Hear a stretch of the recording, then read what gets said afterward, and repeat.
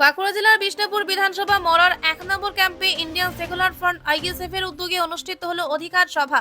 সভার মঞ্চে প্রধান বক্তা হিসেবে উপস্থিত ছিলেন আইএসএফ বিধায়ক ও চেয়ারম্যান নওশাদ সিদ্দিকী। এই অধিকার সভা থেকে একাধিক গুরুত্বপূর্ণ দাবিকে সামনে রেখে সরব হয়ে আইএসএফ নেতৃত্ব। বক্তারা দাবি জানান, ওয়াকফ সংশোধনী আইন 2025 অবিলম্বে বাতিল করতে হবে, পাশাপাশি ভোটার তালিকায় এসআইআর এর নামে সাধারণ নাগরিকদের মধ্যে আতঙ্ক তৈরি ও হয়রানি বন্ধ করার দাবিও জোরালোভাবে তোলা হয়। সভা থেকে আরও দাবি জানানো হয়, ওবিসি সংরক্ষণ পূর্ণ বহাল, সমাজে বিভ্রান্তি ছড়ানো, ফেক এসসি ও এসটি সার্টিফিকেট বাতিল এবং ভিন রাজ্যে কর্মরত বাঙালি পরিযায়ী শ্রমিকদের সার্বিক সুরক্ষা ও নিরাপত্তা নিশ্চিত করার।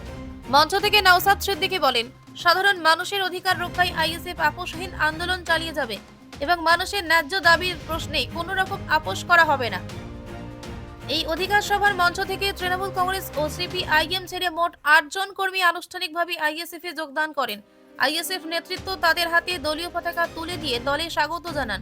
আইএসএফ এ যোগদানকারী সাদ্দাম হোসেন শেখ বলেন, এলাকায় তৃণমূল কংগ্রেসের আমলে কোনো দৃশ্যমান উন্নয়ন হয়নি, মানুষের মৌলিক সমস্যার কোনো সমাধান নেই, সেই কারণেই মানুষের অধিকার ও ন্যায়ের লড়াইয়ে সামিল হয়ে আমরা আইএসএফ এ যোগদান করেছি।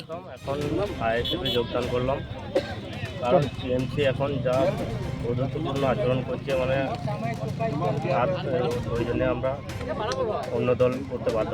মানে আমাদের রাস্তাঘাটের যা বেহাল অবস্থা, আমাদের আরও গ্রামে যে কোনো কাজ হয়নি, ট্রেন কোনো কাজ হয়নি একদম। আমাদের যে পাড়াটায় আমরা বসবাস করি, বর্ষায় এক হাঁটু জলে আমাদেরকে ফেলে দেবো রাস্তায়। আর ট্রেন সংস্কারও হয়নি, ট্রেন হয়নি, পাকা ট্রেন। কোন এলাকার কর্মী আপনারা? আমরা বড়জোড়া বিধানসভা হাটাশুড়িয়া অঞ্চলের মান্দারবনি গ্রামের 95 নম্বর বুথ আমার। কতজন যোগদান করলেন? আমরা আজকে এখানে 8 জন আছি, গ্রামে আরও আছে, সবাই আসতে পারেনি। আর যোগদান কোন দলে যোগদান করলেন? হ্যাঁ, কোন দলে যোগদান করলেন? ISF Indian. আইএসএফ থেকে কাজ করতে পারবেন বলে কথা? হ্যাঁ, পারবো। কি নাম আপনার? আমার নাম সাদ্দাম হোসেন শেখ। তৃণমূলের কোনো পদে ছিল? না, কর্মী। কর্মী ছিলাম, বিভিন্ন যে টিএমসির আমি বুথ এজেন্ট থাকতাম বুথের সময়। অনুষ্ঠানে উপস্থিত ছিলেন আইএসএফ বিষ্ণুপুর বিধানসভা অবজারভার মেহিরুল আলম দানা, বিষ্ণুপুর বিধানসভা সভাপতি ইউসুফ আলী মণ্ডল, সম্পাদক গোলাম আলী খান, তালডাংরা অবজারভার জুলকার খান, নূর মোহাম্মদ মণ্ডল সহ আইএসএফ এর বিভিন্ন স্তরের নেতৃত্ব, বিপুল সংখ্যক কর্মী সমর্থক। এই অধিকার সভাকে ঘিরে এলাকা জুড়ে ব্যাপক সাড়া পড়ে এবং উল্লেখযোগ্য জনসমাগম লক্ষ্য করা যায়। বাঁকুড়া বিষ্ণুপুর থেকে নুরিমান মল্লিকের রিপোর্ট, পিস নিউজ বাংলা। কেউ বলে দিলে হারিয়ে দেবো হয়ে গেলাম, অত সহজ নয়। গণতন্ত্রের উপরে ভরসা করি আর ভাঙনের মানুষের উপরে ফুললি কনফিডেন্স আছে।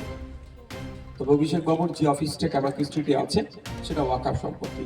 আমি যদি ভুল বলে দিই, ভুল বলে থাকি, তাহলে আমার বিরুদ্ধে আইনত ব্যবস্থা নিতে হবে। আর পশ্চিমবাংলার সব থেকে বড় ওয়াকফ চোর, দামি ভ্যালুয়েবল ওয়াকফ চোরের নাম হচ্ছে ফিরহাদ হাকিম সাহেব। তো এদের হাতে গা জ্বালা করেছে। ফিরহাদ হাকিম সাহেবরা যেভাবে ওয়াকফ নিয়ে লুটে ফুটে খাচ্ছে, তৃণমূল কংগ্রেস 2011 সালে আগে বলেছিল ক্ষমতায় আসলে ওয়াকফ সম্পত্তিগুলো উদ্ধার করে দেবো। উদ্ধার তো দূরের কথা, বরং এরা ক্ষমতায় এসে বেশি ওয়াকফ সম্পত্তি লুট করেছে।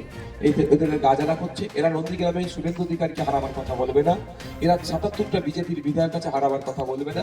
যে এক বিধায়ক সম্প্রীতির পাঠ পড়ায়, ঐক্যের পাঠ পড়ায়, বাংলাকে এগিয়ে নিয়ে যাওয়ার কথা বলে, বা জাত ধর্ম বর্ণ নির্বিশেষে মানুষের পাশে থাকার চেষ্টা করে, তাকে হারাবার কথা বলছে। তবে একটা স্বপ্নই থেকে যাবে। কথা বলি, রাজনীতি যখন নেমেছে প্রত্যেকদিন চ্যালেঞ্জ আমাকে দিতে হচ্ছে। নতুন করে আমাকে যে চ্যালেঞ্জ দেবো সেটাই ভাইয়া করি না। 294 বলে ফেলেনি, সেটা সৌভাগ্য। 42-42 গল্প শুনিয়েছিল। তো মানুষ জোটটা জিতাবে। শুনো একটা কথা, এমন উন্নয়ন করেছে, উন্নয়নের পাঁচালি নিয়ে পাড়ায় পাড়ায় ঘুরতে হচ্ছে। মানে আমার পাড়ায় উন্নয়ন হয়েছে, আমাকে উন্নয়নের পাঁচালি শোনাতে হবে, আমি দেখতে পাবো না? বুঝতে পারছেন তো? এরা হচ্ছে কনফিডেন্স বিল্ড আপ করার জন্য, কনফিডেন্স বুস্ট আপ করার জন্য অভিষেক বাবু কথা বলছেন। অভিষেক বাবু তার পিসিমণি মমতা ব্যানার্জি ভালো করে জানেন যে পশ্চিমবাংলার সংখ্যাগুরু থেকে শুরু করে সংখ্যালঘুরা মমতা ব্যানার্জির পাশে আর নাই।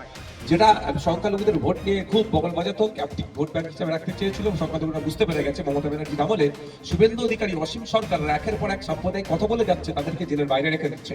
আর ওয়াকফ নিয়ে আন্দোলন করতে গেলে জেলের ভাত খাওয়াচ্ছে। একটা দলিত যদি তার অধিকারের কথা বলে, একটা আদিবাসী যদি তার অধিকারের কথা বলে, কাউকে মাওবাদী, কাউকে মিথ্যা মামলা দিয়ে জেলের মধ্যে ঢুকিয়ে দিচ্ছে।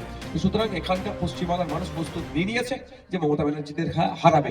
সেই জন্য তাই এখনই দল ছেড়ে না পালে আপনার কনফিডেন্সকে লো হয়ে গিয়েছিল, একটু বুস্ট আপ করছে অভিষেক ব্যানার্জি। কিন্তু আমরা গতকাল কমপ্লেন করেছি, প্রশাসন যদি ব্যবস্থা না গ্রহণ করে, প্রশাসনের প্রতি ভরসা আছে, ব্যবস্থা না গ্রহণ করলে মানুষ যদি আইন হাতে তুলে নেয় তাহলে কিন্তু ভুল হবে।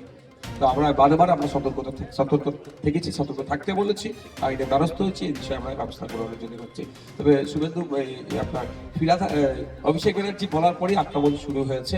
তো এটা অভিষেক বাবুকে আপনাদের প্রশ্ন করা দরকার যে আপনি বলছেন গণতন্ত্রের কথা, আর আপনার লোকেরা যে মহিলাকে টেনে মারছে বার করে আপনার নেতাদের উপস্থিতি, তার বিরুদ্ধে কি ব্যবস্থা নেবে? কি ব্যবস্থা নেবে ভাই?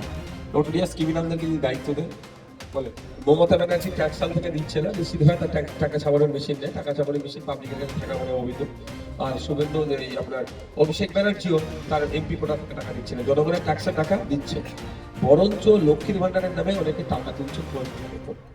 পুরুষ সেজে মহিলা সেজে লক্ষ্মীর ভান্ডার তুলছে, খোঁজ নিয়ে খবর পাওয়া যাবে।